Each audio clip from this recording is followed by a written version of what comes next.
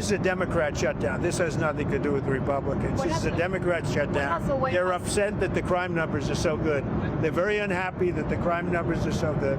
They're very unhappy that there's a movement for getting voter ID.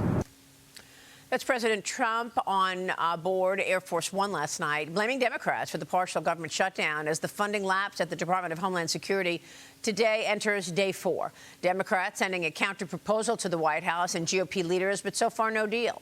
The partial shutdown affecting the TSA, Coast Guard, FEMA, and the Secret Service. TSA officials now working without pay, sparking concerns about staffing shortages and possible travel disruptions, similar to what we saw during last year's record 43-day shutdown. Joining me now is Texas Congressman Keith Self. Congressman, good to see you. Thank you so much for being here. And I know lawmakers in the House and Senate are on recess this week until next Monday. What is the plan when you're back in session? Well, it's up to the Democrats. Look, they can't get out of their own way because this is not going to impact ICE, because ICE is going to continue to do their job because they've got several years' worth of funding from the One Big Beautiful Bill. It does impact the agencies that you discussed, which impact the American people. So the Democrat shutdown might hurt the American people. It's certainly not going to stop ICE operations. But, I mean, isn't it ironic that President Trump back in 2019 was forced to delay a previous State of the Union address in 2019 because of a prior government shutdown? Is this all by design? And then you're funded until the end of September, right before the midterm elections. I mean, this is a joke. Well, the Democrats see a political issue here. That's the only reason we have this shutdown. They see a political issue. They're trying to get the emphasis off of that good market that y'all just talked about on this program. It's political with the Democrats. That's all. It's performative politics. So I want to get your take on the SAVE Act, because the House, of course, passed the Save America Act last week. Vote was 218 to 213. But now we have questions about the Senate. Democrats have already vowed to block it with the filibuster. But there's this conversation about the so-called talking filibuster that Tennessee Senator Bill Hagerty told me the Senate is examining right now, Senate Republicans, because Republicans have now the 51 votes after Maine Senator Susan Collins reversed her position, but you need 60 votes. And even Democrat John Fetterman told me he wants voter ID. He's going to join me this morning, by the way, at 8 a.m. Eastern, so we'll talk about it. But here's Tennessee Senator Bill Hagerty and Florida Congresswoman Anna Paulina Luna on this issue. Watch. And we're looking at the talking filibuster. It's something that has not been used in a long, long time. It's a complicated process, but I think we're going to look at every way we possibly can to get this to the floor, to defeat the Democrats' obstructionism, and do something that makes common sense for Americans. We've gone through it as a conference, and now that we have Susan on board, I think we're going to be laser focused on this and any other method that we can utilize to get this onto the floor, because this is obviously something the American people want. I think what we'll have, if we actually implement it, is a higher turnout at elections, because people will have more confidence that the election of their vote is going to be sacred, it's going to be safe, and we're going to have voter integrity. I would actually argue that this is probably the #1 thing, especially moving into the midterms. Many senators have said, well, if we do this, the Democrats are going to do this when they regain power. But the fact is, Maria, is that the Senate Democrats have made it very clear that they want mass amnesty. They want mass naturalization of illegals. And frankly, I think they're going to do it anyways. And so the only way to really secure our country for future generations is to ensure that Americans have faith in the voting process, and that if their senators work against their interests, that they can vote them out at the ballot box. And that's exactly what this will do. So what are your expectations here? The president has been urging Senate Majority Leader John Thune to scrap the filibuster altogether. But now we're hearing about this talking filibuster. How do you think this plays out, Congressman?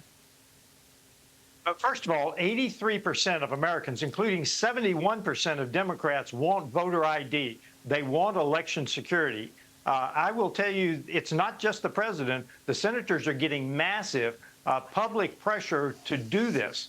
So they now have 50 votes. The vice president makes 51.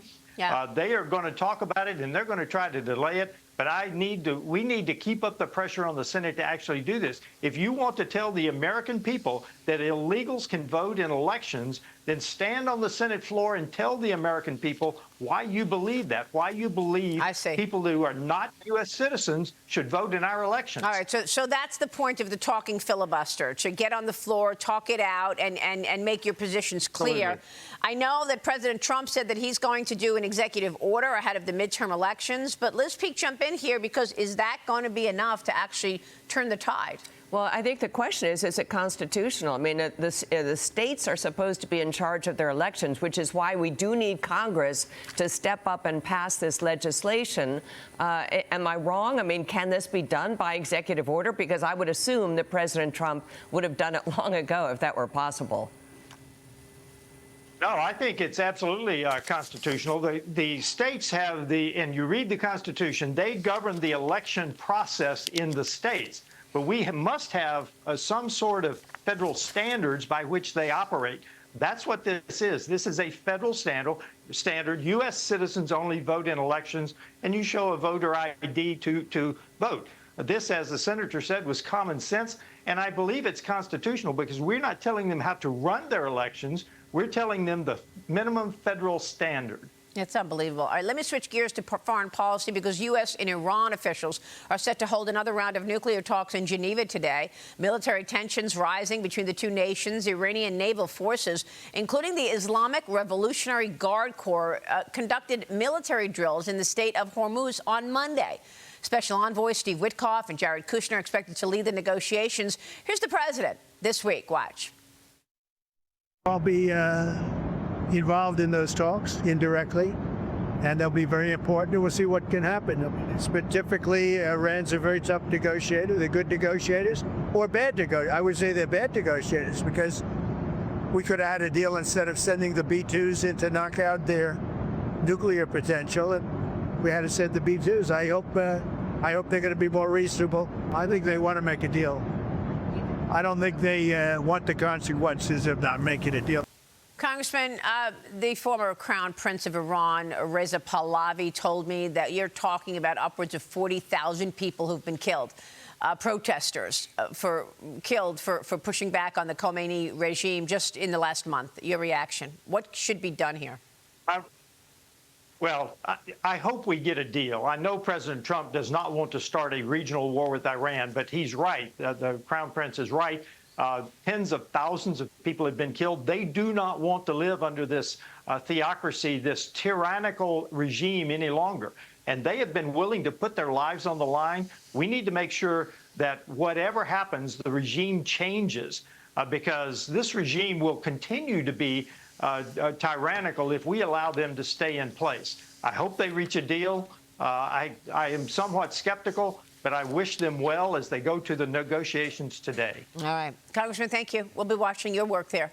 Keith Self joining us. We'll be right back. Stay with us.